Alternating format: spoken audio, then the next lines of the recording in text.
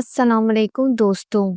Kuwait की सुफियान सरजमीन में जादू और मौसीकी की एक कहानी सामने आती है जिसकी आवाज पर जिन्नात भी झूमते थे। जी हाँ दोस्तों, मैं बात कर रही हूँ नूरा अल्तका की।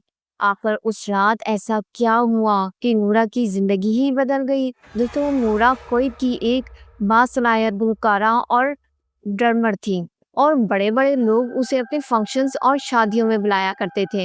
ये 1990s की एक रात थी जब नोरा को एक फोन कॉल्स आती है। मामूल के मुताबिक नोरा फोन रिसीव करती है तो दूसरी तरफ से आवाज आती है कि क्या आप अपनी टीम के साथ हमारे फंक्शंस में परफॉर्म कर सकती हैं। और वो खातून नूरा को डबल पेमेंट की भी ऑफर करती है। नूरा का उस दिन कोई शेड्यूल नहीं था तो उसने हामी भर ली। दोस्तों, उस जमाने में शादियों घरों में होती थी। घरों में ही बड़े बड़े फंक्शंस किए जाते थे, आज के दौर की तरह नहीं जहाँ शादियां बड़े बड़े रिजॉर्ट्स, होटल्स और शादी हॉल्स में होती हैं। नूरा और उसके साथियों को फिलहाल कोई अंदाजा ही नहीं था कि इनके साथ क्या होने जा रहा है। एनीवेज, जिस दिन तय पाया था, नूरा अपने साथियों समेत उस लोकेशन पर पहुंचती है। नूरा बताती है कि सारे रास्ते उनका दिल बहुत घबरा रहा था। एक अजीब सी खौफ सी महसूस हो रही थी और रास्ता भी बहुत सुनसान सा, डरावना सा महसूस हो रहा था।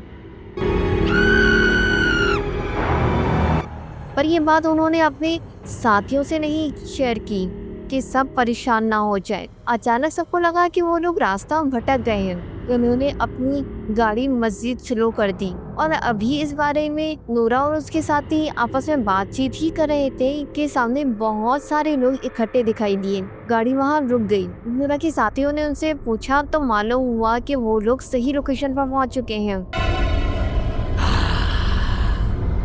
और शादी का फंक्शन भी यही है। जब उस घर को करीब से देखा गया तो नूरा और इसके साथी देखकर हैरान हो जाते हैं क्योंकि वो एक बहुत ही शानदार हवेली थी और उसे शाहाना तरीके से सजाया गया था। नूरा और उसके साथी बड़े बड़े शाही महलों में जा चुके थे, पर नूरा कहती है कि उस जैसा महल उसने अपनी पूरी लाइफ में कभी नहीं देखा। एनीवेज दोस्तों, नूरा ने बेल बजाई और अंदर से एक खातून ने उनका वेलकम किया। नूरा उस औरत को उसकी आवाज़ से पहचान गई कि ये वही है जिससे उसकी फ़ोन पर बातचीत हुई थी। वो लोग अंदर जाते हैं तो वहाँ बहुत तेज़ आवाज़ में म्यूज़िक बज रहा था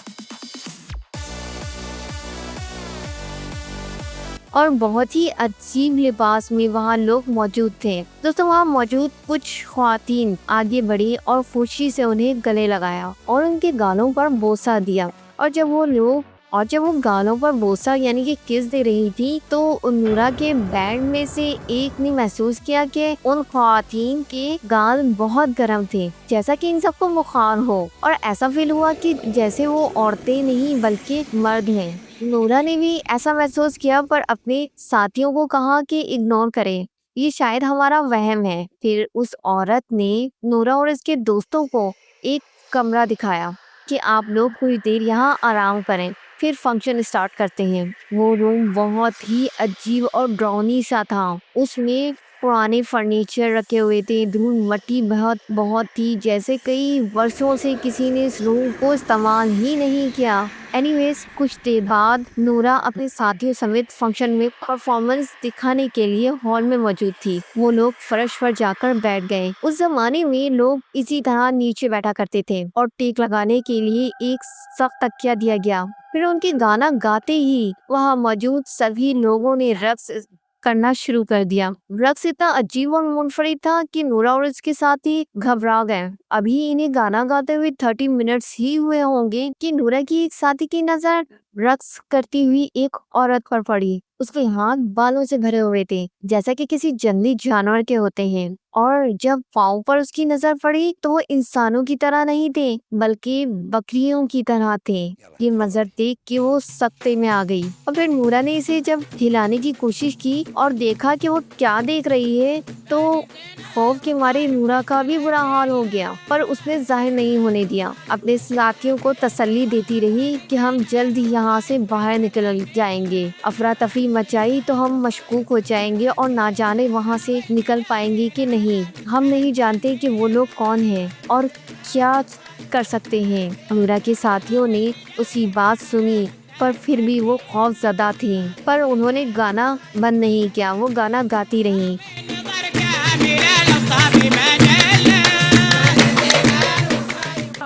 अभी चंद मिनट ही गुजरे थे कि दूल्हा दुल्हन को बाहर कुर्सी पर बैठाया गया। जैसे ही इनकी नजर दूल्हा दुल्हन पर पड़ी, खौफ के मारे उनका बुरा हाल हो गया और फिर अचानक से लाइट चली गई। पूरी हवेली अंधेरे में डूब गई और उसी वक्त नूरा और उसकी टीम को फरार होने का मौका मिल गया। पहले तो नूरा का बैंडमेट भागा और फिर नूरा बाकी गुलकारों और मौसीकारों के साथ भागी। उन लोगों ने अपना पूरा सामान भी नहीं उठाया और वो लोग इतनी तेज आवाज बागता होके भागे कि उन्हें अंदाजा ही नहीं हुआ कि वो एक वीरान जंगल की तरफ आ गए हैं। और जब वो अपनी हवासों में आए तो उन्होंने वहाँ सड़क ढूंढना शुरू किया और काफी देर चलने के बाद इन्हें एक रोड दिखाई दिया। रात के 3 बज चुके थे और इस वीरान सड़कों पर ख्वातीन का ये बैंड खौफजदा खड़ा था कि सामने से उन्हें एक गाड़ी दिखाई दी। वो गाड़ी आके उनके पास रुकी। उसने पूछा कि रात की इस पहर वीराने में आप ख्वातीन यहाँ क्या कर रही हैं? नूरा ने उस शख्स को सारा वाक़या सुनाया। उसके बाद वो आदमी भी काफी खौफजदा हो गया। उसने बताया कि हवेली तो कई सालों से वीरान पड़ी है और वहाँ कोई नहीं रहता। फिर उस शख्स ने नूरा और उसके बैंड को लिफ्ट दी और उन सबको उनके घर बाहिफाजत पहुंचा दिया। दोस्तों, नूरा बताती है कि हमें उसी वक्त भागने का फैसला कर लेना चाहिए था जब वो अजीब व गरीब मलबूसात में रक्स कर रही थी। नूरा बताती है कि जब वो गा रही थी तो मुसलसल उसके कानों में सरगोशियां हो रही थी कि जैसे कोई उन्हें कह रहा था कि गाती रहो, रुकना मत, तुम्हें अंदाजा भी नहीं है कि तुम्हारा गाना हमें किस कदर पसंद है। नूरा के मुताबिक उस वक्त वो समझी कि महज ये उनका ख्याल है और उन्होंने ज्यादा तवज्जो ही नहीं दी और फिर नूरा ने उसके बाद कभी गाना नहीं गाया और इस वाक़ये के बाद वो शदीद बीमार हो गई और फिर उनकी वफात हो गई। मिलते हैं नेक्स्ट वीडियो में।